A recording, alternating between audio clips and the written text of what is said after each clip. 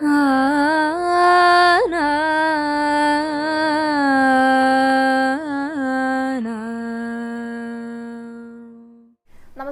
Guruvayur devotees ഓൺലൈനിലേക്ക് ഏവർക്കും സ്വാഗതം.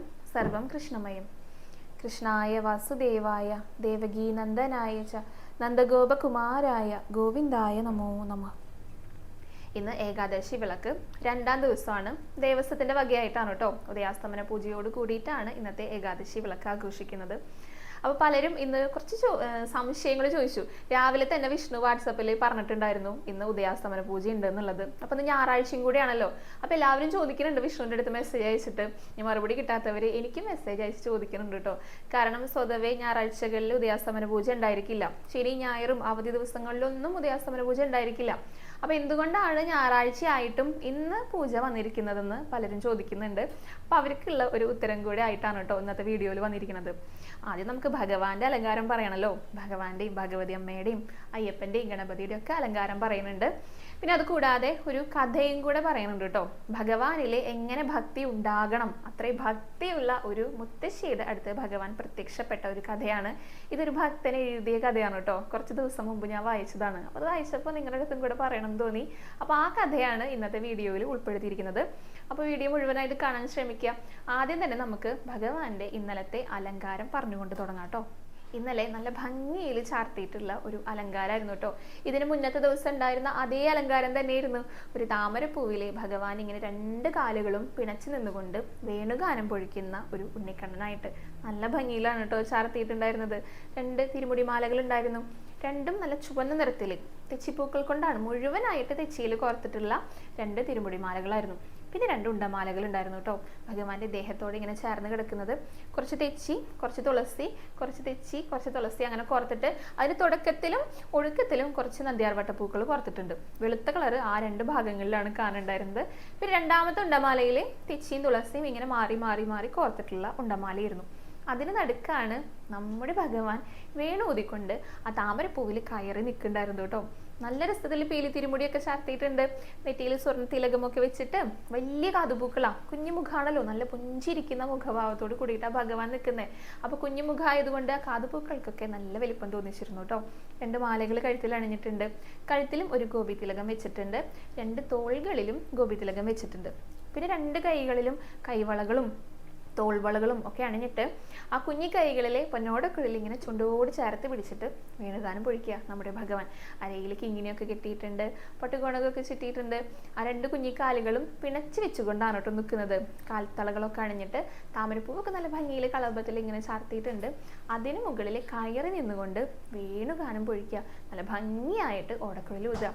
ഇത് പറയുമ്പോൾ നമ്മുടെ മനസ്സിൽ വരുന്ന ഒരു ചിത്രമുണ്ട്. ഞാൻ മുൻപും പറഞ്ഞിട്ടുള്ള കാര്യമാണ്. വൃന്ദാവനത്തിൽ കുട്ടികൾ ഇങ്ങനെ കാട്ടിലേക്ക് ഇങ്ങനെ കളിക്കാനായിട്ട് പോകുമല്ലോ. അപ്പോൾ ഈ യശോദാമ ഒരുക്കിയതിന് പുറകെ കുട്ടികളുടെ വകയായിട്ട് ഭഗവാനെ ഒരു ഒരുക്കലുണ്ട്. കാട്ടിലുള്ള വള്ളികളും പൂക്കളും എല്ലാം പറിച്ചു കൊണ്ട് വന്നിട്ട് മാലയാക്കിയിട്ട് നല്ല ഭംഗിയിൽ പല കല്ലുകളൊക്കെ ഉരച്ചിട്ട് ചായമൊക്കെ ദേഹത്ത് തേക്കും. ഇതൊക്കെ ഭഗവാൻ ഒന്ന് കാട്ടി കൊടുക്കും കേട്ടോ. അത്രയും ഇഷ്ടമാണല്ലോ അലങ്കരിക്കാനായിട്ട്. അപ്പോൾ ഈ ഭഗവാന്റെ ഈ വേണുനാദം ഇങ്ങനെ കേൾക്കുന്ന സമയത്ത് അതിലൂടെ ഒഴുകുന്ന കാളിന്തി പോലും കുറച്ച് നേരത്തേക്ക് നിശ്ചലാവുന്നു. അപ്പം അതിലൂടെ ഇങ്ങനെ താമരപ്പൂക്കൾ ഒഴുകി വരും. അപ്പോൾ ഈ കൂട്ടുകാരൊക്കെ ശ്രീതാമാവൊക്കെ ഈ താമരപ്പൂവ് പറിച്ചു കൊണ്ടുപോയിട്ട് അവിടെ വെച്ചു കൊടുക്കും. അതിൽ കയറി നിന്നിട്ടാണെന്ന് ഭഗവാൻ വേണുഗാനം പൊഴിക്കുക. അതേപോലെ തന്നെയായിരുന്നു ശ്രീലകത്തുണ്ടായിരുന്നത്. ആ താമരപ്പൂവിൽ ഭഗവാന്റെ കൂട്ടുകാരെ പറിച്ചു കൊണ്ടുവന്ന് കൊടുത്ത താമരപ്പൂവിൽ കയറി നിന്നിട്ടാണ് ഭഗവാൻ ഇന്നലെ ഓടക്കുഴൽ ഊതുണ്ടായിരുന്നു കേട്ടോ. എന്ത് മനോഹരമായിട്ടുള്ള കാഴ്ചയാണല്ലേ. ഒന്ന് കണ്ണടച്ചിരുന്ന് കഴിഞ്ഞാൽ ആ ഓടക്കുഴലിൽ നിന്ന് അത് നമുക്ക് എല്ലാവർക്കും കേൾക്കാനായിട്ട് സാധിക്കും. നന്നായി ഒന്ന് ഭഗവാന്റെ ആ ഒരു രൂപം മനസ്സിൽ കണ്ടുകൊള്ളൂ.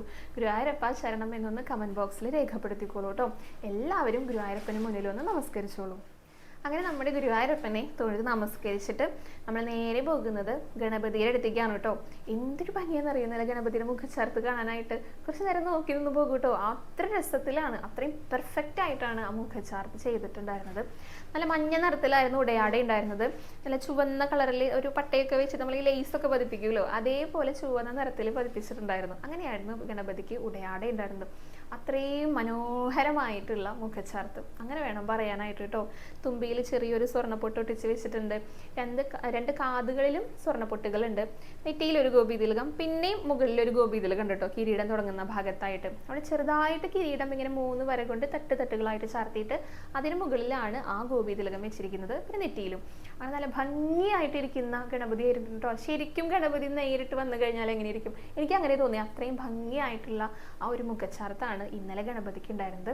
അപ്പോൾ എല്ലാവരും ഗണപതിയുടെ ആ ഒരു രൂപം നന്നായി മനസ്സിൽ കണ്ടിട്ട് തൊഴുതു പ്രാർത്ഥിച്ചോളൂ കേട്ടോ.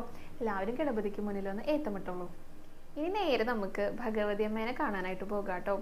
നല്ല മഞ്ഞ നിറത്തിലുള്ള അങ്ങനെ ഞൊറിഞ്ഞെടുത്തിട്ടുള്ള പട്ടുടയാടെയായിരുന്നു ഭഗവതി അമ്മയ്ക്ക് ഉണ്ടായിരുന്നത്. ധാരാളം മാലകളൊക്കെ ഇങ്ങനെ ഇട്ടിട്ടുണ്ട് കേട്ടോ. പുഷ്പങ്ങൾ കൊണ്ടുള്ള മാലകളാണ് ഇട്ടിരിക്കുന്നത്. നിറയെ പൂക്കൾ കൊണ്ട് ഇങ്ങനെ മുന്നിൽ ഇങ്ങനെ കുമ്പാരമായിട്ട് പൂക്കൾ കൊണ്ട് മൂടിയിട്ടുണ്ട്. അതിന് നടുക്കാണ് ഒരു കുഞ്ഞു ഭഗവതി അമ്മയായിട്ട് നല്ല ഭംഗിയിൽ ചാർത്തിയിട്ടുണ്ടായിരുന്നത്. മാലകളൊന്നും ഇന്നലെ അണിഞ്ഞിട്ടില്ല. ആ ചന്ദനം കൊണ്ട് തന്നെ ഒരു മാല പോലെ ഇങ്ങനെ ഉണ്ട് കേട്ടോ. അതൊരു പ്രത്യേക രീതിയിൽ നിൽക്കുന്നുണ്ടായിരുന്നു. ചുണ്ടൊക്കെ നന്നായി ചുവപ്പിച്ചിട്ടാ ഭഗവതി അമ്മ ഇരിക്കുന്നത്. കാതുകളിൽ സ്വർണ്ണപ്പൊട്ടൊക്കെ വെച്ചിട്ട് നെറ്റിയിലും ഒരു സ്വർണ്ണഗോപി ഉണ്ട്. എന്നിട്ട് ചെറിയൊരു കിരീടം, കുഞ്ഞു കിരീടം കേട്ടോ ഭഗവതി അമ്മ. നല്ല സ്വർണ്ണ നിറത്തിൽ നല്ല തിളക്കമുള്ള ഒരു കുഞ്ഞു കിരീടം ശിരസിൽ അണിഞ്ഞിട്ടുണ്ട്. നല്ല ഭംഗിയുണ്ടായിരുന്നു അത് കാണാനായിട്ട് കേട്ടോ.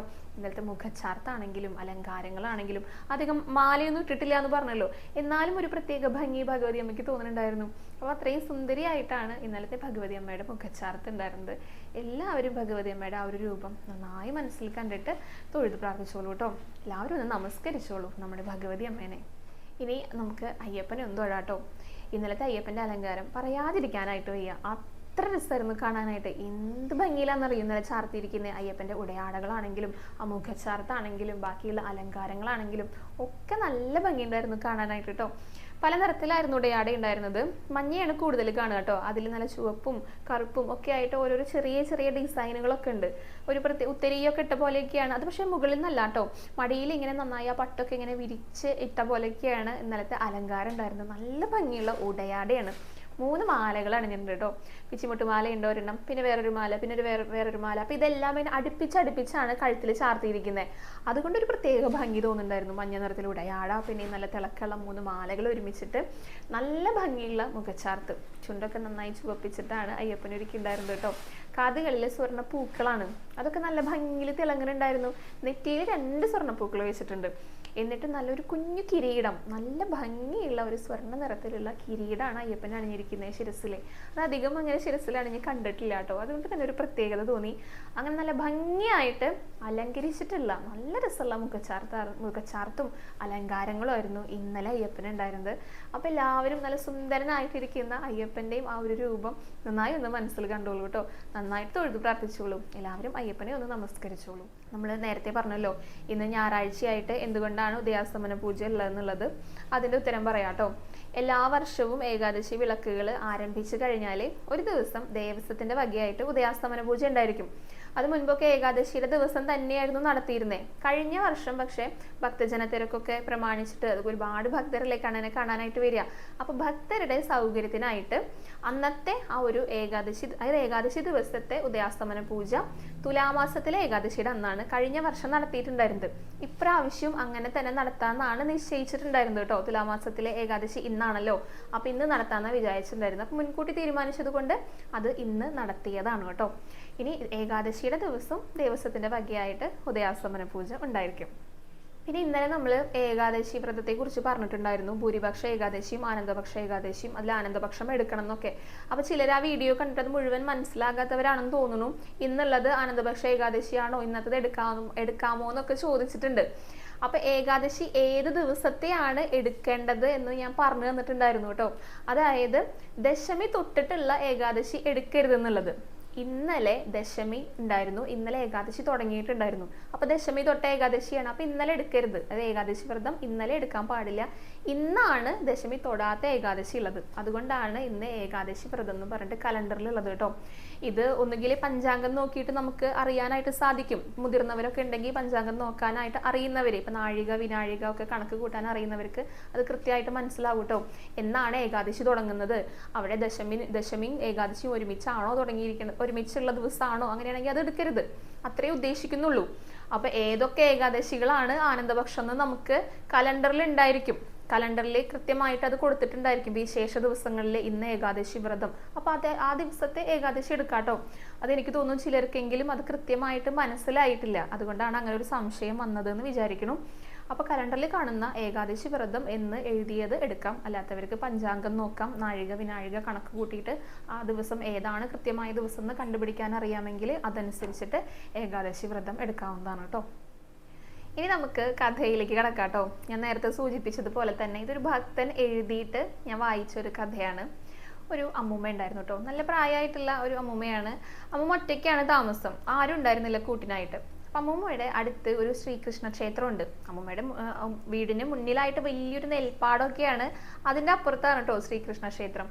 അപ്പോൾ എല്ലാ ദിവസവും അമ്മൂമ്മ രാവിലെ എണീറ്റ് കുളിക്കും, വീട് പരിസരമൊക്കെ വൃത്തിയാക്കും, എന്നിട്ട് ഭഗവാനെ തൊഴാനായിട്ട് പോകുന്ന സമയത്ത് അമ്മൂമ്മയുടെ ആ പറമ്പിലുള്ള തെച്ചിയും തുളസിയും പിച്ചകവും ഒക്കെ എടുത്തുകൊണ്ട് വന്നിട്ട് അതുകൊണ്ട് മാല കോർക്കും. എന്നിട്ട് ആ മാലയായിട്ടാണ് പോകുക.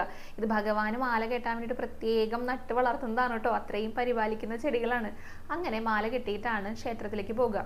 അപ്പൊ അവിടെ മേൽശാന്തി ഇങ്ങനെ കാത്ത് നിൽക്കുന്നുണ്ടാവും, അമ്മൂമ്മയുടെ വരവും ഇങ്ങനെ കാത്തിട്ടേ അമ്മുക്കുട്ടിയമ്മയുടെ മാല ഭഗവാനെ ചാർത്തിപ്പോ നല്ലൊരു സുഖം, ഭഗവാനും അതാണ് ഇഷ്ടം എന്ന് അദ്ദേഹം പുഞ്ചിരിച്ചുകൊണ്ട് പറഞ്ഞിട്ടാണ് ആ മാല വാങ്ങിക്കുക. അമ്മൂമ്മ നല്ല സന്തോഷത്തോടെ ചിരിച്ചിട്ടാണ് കേട്ടോ നിൽക്കുക. അപ്പോൾ ഈ ചിരി കണ്ടു കഴിഞ്ഞാൽ ഭഗവാന്റെ എല്ലാ കുസൃതികളും അമ്മൂമ്മയ്ക്ക് കാണുന്നുണ്ട് എന്ന് തന്നെ മനസ്സിലാവും. അമ്മൂമ്മയുടെ ചിരി കാണുമ്പോൾ തന്നെ എല്ലാവർക്കും ഇഷ്ടമാണ്, നല്ല സന്തോഷമാണ് പുഞ്ചിരിച്ചോട്ടുള്ള മുഖം കാണാനായിട്ട്. അങ്ങനെ എല്ലാ ദിവസവും ഈ അമ്മൂമ്മ ഭഗവാനെ ചാർത്താനായിട്ട് തൻ്റെ സ്വന്തം കൈകൊണ്ട് കോർത്തിട്ട് മാലകളൊക്കെ കൊണ്ട് കൊടുക്കാറുണ്ടായിരുന്നു കേട്ടോ. അങ്ങനെ എല്ലാ ദിവസവും അമ്മൂമ്മ വീട്ടിലേക്ക് തിരിക്കും. എപ്പോഴും ഭഗവാന്റെ നാമങ്ങൾ ഉരുവിട്ടുകൊണ്ടാണ് കേട്ടോ. അങ്ങനെ വീട്ടിലെത്തി കഴിഞ്ഞാൽ ആദ്യം ഭാഗവതം എടുത്ത് വായിക്കും, എന്നിട്ട് എന്തെങ്കിലും കഴിക്കാനേ ഉള്ളൂ. അത് ഭഗവാനെ നേദിച്ച ആ നേദിച്ചോറാണ് കഴിക്കുക. ചില ദിവസങ്ങളിൽ കുട്ടികളൊക്കെ വരും കേട്ടോ അമ്മൂമ്മയുടെ അടുത്ത് കഥ കേൾക്കാൻ വേണ്ടിയിട്ട്. അപ്പോൾ കുട്ടികൾക്ക് യശോദാമ്മയുടെയും കണ്ണൻ്റെയും കഥകൾ പറഞ്ഞു കൊടുക്കും. അപ്പോൾ അമ്മൂമ്മ യശോദാമ്മയാകും. പിന്നെ ബ്രാഹ്മണ സ്ത്രീകൾ ഭഗവാനെ കാണാൻ വന്ന കഥ പറയുമ്പോൾ ബ്രാഹ്മണ സ്ത്രീയാകും. ഗോപികമാരുടെ കഥകൾ പറയുമ്പോൾ അമ്മൂമ്മ ഗോപികയാകും. പഴവിൽപ്പനക്കാരുടെ കഥ പറയുമ്പോൾ അമ്മൂമ്മ പഴവിൽപ്പനക്കാരിയാകും. അങ്ങനെ നല്ല രസമായിട്ടാണ് കണ്ണൻ്റെ കഥകൾ പറയാം. അങ്ങനെ ഒരു ദിവസം അമ്മൂമ്മ കുറച്ച് എണീക്കാനായിട്ട് കുറച്ച് താമസിച്ചു പോയിട്ടോ. മാലയായിട്ട് ചെന്നപ്പോഴേക്കും അവിടെ പൂജയൊക്കെ അലങ്കാരമൊക്കെ കഴിഞ്ഞിട്ടുണ്ടായിരുന്നു, നടടച്ചിരുന്നു. അപ്പൊ അമ്മൂമ്മയ്ക്ക് സങ്കടമായി. സാധാരണ മേൽശാന്തി കാത്തു നിൽക്കാറുണ്ടേ, അപ്പൊ എന്തേ കാത്തു നിൽക്കാഞ്ഞെന്നൊക്കെ മനസ്സിൽ തോന്നി. നോക്കിയപ്പോൾ പുതിയൊരാളായിരുന്നു ഭഗവാന്റെ മേൽശാന്തിയായിട്ട് വന്നിട്ടുണ്ടായിരുന്നത്. അമ്മൂമ്മയ്ക്ക് സങ്കടമായിട്ടോ. മാല അവിടെ വെച്ചിട്ട് അമ്മൂമ്മ തിരിച്ചു പോന്നു. അപ്പോഴാണ് അമ്മൂമ്മയ്ക്ക് ഒരു ചിന്ത വന്നത്. തലേ ദിവസം അമ്മ ഒരു കഥ പറഞ്ഞിട്ടുണ്ടായിരുന്നു. അപ്പോൾ ആ കഥയിലെ ഗോപികമാർക്ക് കണ്ണനെ നല്ല ഇഷ്ടമാണെന്ന് ഗോപികമാർക്ക് എന്നെ തോന്നി തുടങ്ങിയപ്പോൾ കണ്ണൻ അവരെ വിട്ടുപോയി. അപ്പോൾ എനിക്കും അങ്ങനെ ഒരു ചിന്ത തോന്നിയിരുന്നു. കണ്ണ അത് മനസ്സിലാക്കി തരാനുള്ള ചെറിയൊരു അഹങ്കാരം, നീ എന്നെ മനസ്സിലാക്കുന്നുണ്ട്, നിനക്ക് എന്നെ നല്ല ഇഷ്ടമാണെന്നുള്ളൊരു തോന്നൽ എനിക്ക് വന്നത് കൊണ്ടാണ്, ആ ഒരു അഹങ്കാരം കൊണ്ടാണ്, അത് മനസ്സിലാക്കി തന്നതാണല്ലേ കണ്ണ എന്ന് പറഞ്ഞിട്ട്. അപ്പോൾ കണ്ണനെ ഒരു കള്ളച്ചിരിയൊക്കെ അമ്മൂമ്മയ്ക്ക് തോന്നിയിട്ടോ. മേൽശാന്തി ആ മാല എടുത്തിട്ട് കണ്ണനെ ചാർത്തുകയും ചെയ്തു. അമ്മൂമ്മ തിരികെ വീട്ടിലേക്ക് പോന്നു. എന്നിട്ട് പിന്നെ ഭാഗവതം വായിക്കാനിരിക്കുമ്പോൾ ആ ഓരോ താളുകളിലും ഭഗവാന്റെ ആ കള്ളച്ചിരി അമ്മൂമ്മയ്ക്ക് ഇങ്ങനെ മനസ്സിൽ തോന്നുന്നുണ്ടായിരുന്നു. അങ്ങനെ ഇരിക്കുമ്പോഴാണ് ഒരു വിളി കേട്ടത് അമ്മൂമ്മയെന്ന് പുറത്തുനിന്ന്. അപ്പോൾ കുട്ടികളൊക്കെ ഒന്ന് നേരത്തെ വന്നോന്ന് വെച്ചിട്ട് അമ്മൂമ്മ ചെന്ന് നോക്കിയപ്പോൾ പരിചയമില്ലാത്തൊരു കുട്ടിയാണ് കേട്ടോ. ഒരു 6-7 വയസ്സ് പ്രായം ഉണ്ടായിരിക്കും, നല്ല കറുത്ത നിറത്തിലൊക്കെയാണ്. പക്ഷെ ഇതുവരെ തോളറ്റം വരെയുള്ള നല്ല ചുരുണ്ട മുടിയിഴകൾ ഇങ്ങനെ ഈ നെറ്റിത്തടത്തിലേക്കൊക്കെ ഇങ്ങനെ വീണ് കിടക്കുന്നുണ്ടായിരുന്നു. നല്ല ഭംഗിയുണ്ടായിരുന്നു കാണാനായിട്ട്. അപ്പോൾ ഒരു കള്ളത്തരത്തോടെയുള്ള ഒരു തീക്ഷ്ണമായ നോട്ടമൊക്കെയാണ് കേട്ടോ ഉണ്ണിക്കുണ്ടായിരുന്നത്. നല്ല രസത്തിലൊരു പുലിനഖമൊക്കെ ഇങ്ങനെ കഴുത്തിലിട്ടിട്ടുണ്ട്. ഒരു തോർത്ത് മുണ്ടൊക്കെയാണ് കേട്ടോ അരയിൽ ഇങ്ങനെ ചുറ്റിയിരിക്കുന്നത്. എന്നിട്ടൊരു വടിയൊക്കെ ഇങ്ങനെ തോളത്ത് വെച്ചിട്ട് 2 കൈയും അതിങ്ങനെ പിണച്ച് വെച്ചുകൊണ്ട് അമ്മൂമ്മ എന്നെ നോക്കിയിട്ട് ഇങ്ങനെ ചിരിച്ചുകൊണ്ടിരിക്കുക. അപ്പൊ അമ്മൂമ്മ ചോദിച്ചു, കണ്ണാ നീ ആരാണ്, നീ ഇതുവരെ ഇവിടെ കണ്ടിട്ടില്ലല്ലോ എന്ന് ചോദിച്ചു. അമ്മൂമ്മ സാധാരണ കുട്ടികളെയൊക്കെ കൃഷ്ണ കണ്ണാന്നൊക്കെ വിളിക്കുക. അപ്പൊ ആ വിളി തന്നെ ഉണ്ണിക്ക് നന്നായിട്ട് ബോധിച്ചു കേട്ടോ. നല്ല സന്തോഷമായി ഈ വന്ന ഉണ്ണിക്ക്. അപ്പൊ ഉണ്ണി പറഞ്ഞു, നമ്മൾ ഇന്നും കാണാറുണ്ടല്ലോ അമ്മൂമ്മേ, ഞാൻ ഇവിടെ അടുത്തൊക്കെ തന്നെ ഉള്ളതാണ്, ഈ വയലൊക്കെ നോക്കാൻ വന്നതാണ്, എനിക്ക് നന്നായി വിശന്നു, എന്തെങ്കിലും കഴിക്കാനുണ്ടോ എന്ന് അറിയാൻ വേണ്ടി വന്നതാണ് ഞാൻ എന്ന് പറഞ്ഞു. അപ്പൊ അമ്മമ്മ പറഞ്ഞു, ഉണ്ടല്ലോ തരാലോ എന്ന് പറഞ്ഞിട്ട് അകത്ത് പോയിട്ട് കുറച്ച് അവിലെടുത്തു, അതിൽ കുറച്ച് ശർക്കരയൊക്കെ ഇങ്ങനെ ചീവിയിട്ടു, പിന്നെ കുറച്ച് നെയ്യും പഴവും ഒക്കെ ഇട്ടിട്ട് അതിങ്ങനെ കുഴച്ചിട്ട് കൊണ്ടുവന്ന് നോക്കിയപ്പോൾ ഉണ്ണീനെ കാണാനില്ല കേട്ടോ. അപ്പോൾ എവിടെ പോയി ഉണ്ണി എന്ന് വെച്ചിട്ട് അവിടെയൊക്കെ നോക്കുമ്പോൾ താൻ വായിച്ചുകൊണ്ടിരുന്ന ആ ഭാഗവതത്തിലെ ഒരു മാലയൊക്കെ ഇട്ടിട്ട് അലങ്കരിച്ച് വെച്ചിരിക്കുന്നു കേട്ടോ. അപ്പോൾ ഇതാരാ ഇവിടെ മാലയിട്ടെ, മേൽശാന്തി അത് ഭഗവാനെ ചാർത്തിയിട്ടുണ്ടായിരിക്കില്ലേ എന്നൊക്കെ അമ്മൂമ്മയുടെ മനസ്സിൽ ഇങ്ങനെ സംശയം തോന്നി. പിന്നെയും അവിടെയൊക്കെ ഇങ്ങനെ ഇറങ്ങി നടന്നപ്പോഴൊന്നും ഈ ഉണ്ണീനെ കാണാനില്ല കേട്ടോ. എന്നിട്ട് തിരിഞ്ഞു നോക്കിയപ്പോൾ താൻ കൊണ്ടുവന്ന് വെച്ച അവിലും കാണാനില്ല. ആ കള്ളൻ ഇത് എടുത്തുകൊണ്ട് പോകാനാണല്ലേ ഒളിച്ചു നിന്നത് എന്ന് പറഞ്ഞിട്ട് അമ്മൂമ്മയ്ക്ക് നല്ല സന്തോഷമായി. കുട്ടികളുടെ കുറുമ്പൊക്കെ നന്നായി ആസ്വദിക്കുന്ന അമ്മൂമ്മയാണേ. അന്നത്തെ ദിവസം മുഴുവൻ നല്ല സന്തോഷത്തോട് കൂടിയിട്ട് ഈ കുറുമ്പൊക്കെ ഇങ്ങനെ ആലോചിച്ചിട്ടാണ് അമ്മൂമ്മ കിടക്കുന്നുണ്ടായിരുന്നത് കേട്ടോ. അങ്ങനെ അമ്മൂമ്മ ഉറങ്ങിയിട്ടോ. സ്വപ്നത്തില് അമ്മൂമ്മയ്ക്ക് ഇങ്ങനെ ഉള്ളിലിരുന്ന ഒരാളിങ്ങനെ പറയാ, ഇത്രയും രുചിയുള്ള അവിൽക്കൂട്ടി ഞാൻ ഇതുവരെ കഴിച്ചിട്ടില്ല എന്ന് ഭഗവാൻ ഇരുന്ന് പറയാട്ടോ. അങ്ങനെ അമ്മൂമ്മ ഞെട്ടി എണീറ്റു. എന്നിട്ട് എൻ്റെ മനസ്സിൽ തോന്നി, ഓ ഭഗവാനെ, സ്വപ്നത്തിലെങ്കിലും നിന്നെ കാണാനായിട്ടുള്ള ഭാഗ്യം എനിക്കുണ്ടായല്ലോ എന്ന് വിചാരിച്ചിട്ട് അമ്മൂമ്മ നേരത്തെ എണീറ്റ് മാലയൊക്കെ കോർത്തിട്ട് ക്ഷേത്രത്തിലേക്ക് പോകുകയാണ് ഭഗവാന് കൊടുക്കാനായിട്ടേ. അപ്പോൾ അവിടെ നല്ല ആൾക്കൂട്ടമൊക്കെ കണ്ടു. അപ്പോൾ അമ്മൂമ്മയ്ക്ക് വേവലാതി, ഇനിയിപ്പോൾ എന്താ ഉണ്ടായെന്ന് അറിയില്ലല്ലോ. അപ്പോൾ അവിടെ മേൽശാന്തി പറയുന്നുണ്ട്, ഈ അമ്മൂമ്മേനെ പറ്റിയിട്ടാണ് ഞാൻ പറഞ്ഞത് എന്ന് പറഞ്ഞു. അതും കൂടെ കേട്ടപ്പോൾ അമ്മൂമ്മയ്ക്ക് ആകെ പേടിയായിട്ടോ, എന്താ ഉണ്ടായെന്ന് അറിയില്ലല്ലോ. അപ്പോൾ പറയാണ്, ഇന്നലെ ഞാൻ ഭഗവാൻ ഈ അമ്മൂമ്മ കൊടുന്ന മാല ചാർത്തിയിട്ടുണ്ടായിരുന്നു. ഇന്നിപ്പോൾ നട തുറന്നു നോക്കിയപ്പോൾ ആ മാല കാണാനില്ല. അത് മാത്രമല്ല, ഇവിടെ ഒരു ഇലയിൽ ഒരു അവിൽക്കൂട്ട് നേദിക്കുന്ന പോലെ അവിൽക്കൂട്ടൊക്കെ ഇരിക്കുന്നു. ഞാനാണെങ്കിൽ അത് നേദിച്ചിട്ടുമില്ല. എല്ലാവർക്കും അറിയുന്നതല്ലേ, ഞാനിവിടെ അവിൽ നേദിക്കാറില്ല. നട അടച്ചിട്ട് ഞാൻ ഇന്ന സമയത്ത് പോയതാ. പക്ഷെ വന്ന് നോക്കിയപ്പോൾ ഇതാ അവിടെ ഇരിക്കണു എന്ന് പറഞ്ഞു. അപ്പോഴാണ് അമ്മൂമ്മയ്ക്ക് തലേന്നത്തെ സംഭവം ഓർമ്മ വന്നത്, താൻ കണ്ട സ്വപ്നമൊക്കെ. അപ്പോൾ തൻ്റെ സ്വപ്നത്തിൽ വന്നത്, തലേ ദിവസം തന്നെ കാണാൻ വന്നത് സാക്ഷാൽ ഭഗവാനായിരുന്നു എന്ന്. എന്നിട്ട് അമ്മൂമ്മ ശ്രീലകത്തേക്ക് ഒന്ന് നോക്കിയിട്ടോ. അപ്പോൾ കഴിഞ്ഞ ദിവസം വന്ന ആ 6 വയസ്സുള്ള കുഞ്ഞു ബാലൻ അമ്മൂമ്മേനെ നോക്കിയിട്ട് ചിരിച്ചുകൊണ്ട് നിൽക്കുക. അമ്മൂമ്മേ, ഇന്നലെ വന്നത് ഞാനാന്ന് ആരോടും പറയരുത് എന്ന് പറഞ്ഞിട്ട് കണ്ണിറുക്കിക്കൊണ്ട് നിൽക്കുക. അമ്മൂമ്മയ്ക്ക് ഒന്നും പറയാനായിട്ട് സാധിച്ചില്ല കേട്ടോ. നിറ കണ്ണുകളോടെ ആ ഭക്ത ഭഗവാനെ തൊഴുതു നിന്നു. ഇത് ഒരു ഭക്തൻ എഴുതിയ കഥയാണ്. ഭക്തിയുള്ള ഒരു മനസ്സിന് മുൻപിൽ ഭഗവാൻ പ്രത്യക്ഷപ്പെടുന്ന കഥ വായിച്ചപ്പോൾ എനിക്ക് നല്ല സന്തോഷം തോന്നിട്ടോ. കേൾക്കാനായിട്ട് ഭഗവാന്റെ ഭക്തർക്ക് ഇഷ്ടപ്പെടുന്ന ഒരു കഥയായതുകൊണ്ടാണ് നിങ്ങൾക്ക് മുന്നിൽ അത് വന്ന് പറഞ്ഞത്. അപ്പോൾ എല്ലാവരും കഥയുടെ അഭിപ്രായങ്ങൾ കഥ എഴുതിയ ആൾക്കും വേണ്ടിയിട്ട് സമർപ്പിക്കുകയാണ്. അഭിപ്രായങ്ങൾ രേഖപ്പെടുത്തൂ കേട്ടോ. ഇനി ഒരു ചോദ്യം കൂടെ പറയാട്ടോ.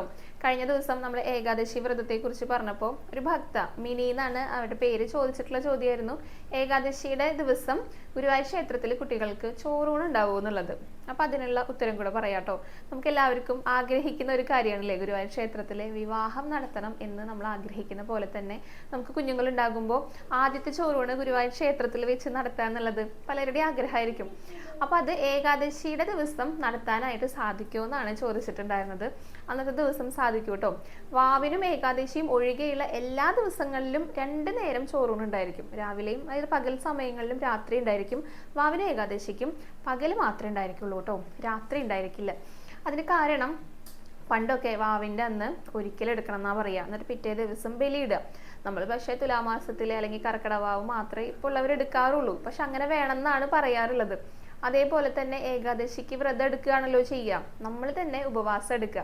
അപ്പൊ നമ്മുടെ കുട്ടികൾക്ക് അതും ആദ്യമായിട്ട് ചോറൂണിന് വരുമ്പോൾ അത് കൊടുക്കാൻ പാടില്ലാത്തൊരു ദിവസം ചെയ്യുന്നത് അത്ര ഉചിതമായിട്ടുള്ള കാര്യമല്ലല്ലോ. അതുകൊണ്ടാണ് അന്നത്തെ ദിവസം ഒഴിവാക്കിയിരിക്കുന്നത് കേട്ടോ.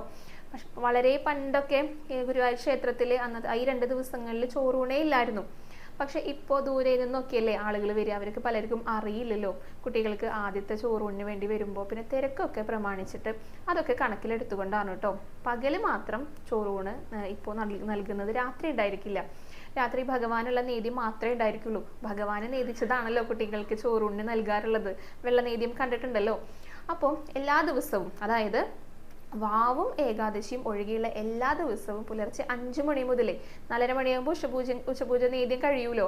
അപ്പൊ അതിനുശേഷം 5 മണി മുതലേ ഉച്ചയ്ക്ക് 1 മണി വരെ കുട്ടികൾക്ക് ചോറൂണ് വഴിപാട് നടത്താട്ടോ.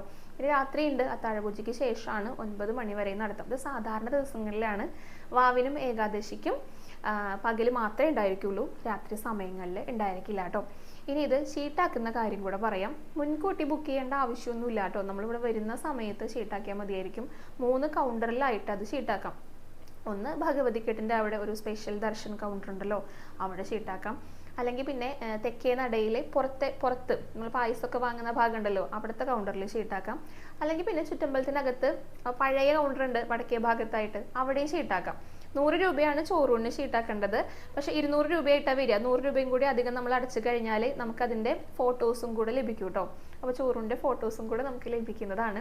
ഇനി വടക്കേ ഭാഗത്ത് മുകളിലായിട്ട് 1ാമത്തെ നിലയിലാണ് കേട്ടോ ചോറൂണ് കൊടുക്കുന്ന ഒരു സ്ഥലം. ചിലരൊക്കെ എൻ്റെ അടുത്ത് ചോദിക്കാറുണ്ട്, ഏത് സമയത്ത് ചോറൂണ് നൽകുന്നതാണ് ഏറ്റവും നമുക്ക് വന്ന് തൊഴാനും അതുപോലെയുള്ള ചോറൂണ് വഴിപാട് നടത്താനുള്ള സൗകര്യം ഏത് സമയത്താണ് നല്ലതെന്ന് ചോദിക്കുമ്പോൾ ഞാൻ കുട്ടികൾക്ക് ചോറൂണ് നൽകിയ ഒരു സമയം പറയാറുണ്ട് കേട്ടോ. അതായത് പന്തിരടി പൂജയ്ക്ക് ശേഷം, ഉദയാസ്തമന പൂജ ഇല്ലാത്ത ദിവസങ്ങളിൽ വരിക. അപ്പോൾ പിന്നെ പന്തിരടി പൂജ കഴിഞ്ഞാൽ ഉച്ചപൂജ വരെ കുറച്ച് സമയം ഉണ്ടാവുമല്ലോ, അധിക സമയം ഉണ്ടാവും. അപ്പോൾ നമുക്ക് ചോറൂണ് വഴിപാട് നടത്താനും പിന്നെ 1 വയസ്സിന് താഴെയുള്ള കുട്ടികളൊക്കെ ആണെങ്കിൽ അവരുടെ കൂടെ അച്ഛനും അമ്മയ്ക്കും, അതായത് 2 പേർക്ക് ഭഗവാനെ ദർശിക്കാനും സാധിക്കും. അപ്പോൾ അതും ഒക്കെ ഈ ഒരു സമയത്ത് സൗകര്യമായിട്ട് ചെയ്യാൻ പറ്റുന്ന ഒരു സമയമാണ്. അപ്പോൾ ആ സമയത്ത് വരുന്നത് എനിക്ക് കൂടുതൽ സൗകര്യമായിട്ട് തോന്നിയിട്ടുണ്ട് കേട്ടോ. അപ്പോൾ ചോറൂണിനെ കുറിച്ചും ഏകാദശി ദിവസം ചോറൂണ് നടത്തുന്നതിനെ കുറിച്ചൊക്കെ എല്ലാവർക്കും മനസ്സിലായിട്ടുണ്ടെന്ന് വിചാരിക്കണം. ആ ചേച്ചിക്കും അതേപോലെ തന്നെ ഈ ഒരു അറിവ് ഈ ഒരു കാര്യത്തെപ്പറ്റി അറിയാത്തവർക്കും കൂടിയിട്ടാണ് കേട്ടോ ഇത് പറഞ്ഞിരിക്കുന്നത്. ഇനി നമുക്ക് നാമജപത്തിൻ്റെ വിശേഷങ്ങളിലേക്ക് കിടക്കാം കേട്ടോ. കഴിഞ്ഞ ദിവസം 3,37,435 നാമങ്ങളാണ് ഭഗവാന്റെ തൃപ്പാദങ്ങളിൽ നമുക്ക് എല്ലാവർക്കും കൂടെ സമർപ്പിക്കാനായിട്ട് സാധിച്ചത്. അപ്പോൾ എല്ലാവരും നന്നായി നാമം ജപിച്ചോളൂ. ഇനി നാളത്തെ വീഡിയോയിൽ കാണാം കേട്ടോ. ഇന്ന് തൊഴാൻ പോയ വിശേഷങ്ങളും പുതിയൊരു കഥയും ഒക്കെ ആയിട്ട് നാളത്തെ വീഡിയോയിൽ കാണാം. ഹരേ കൃഷ്ണ, ഹരേ ഗുരുവായൂരപ്പ.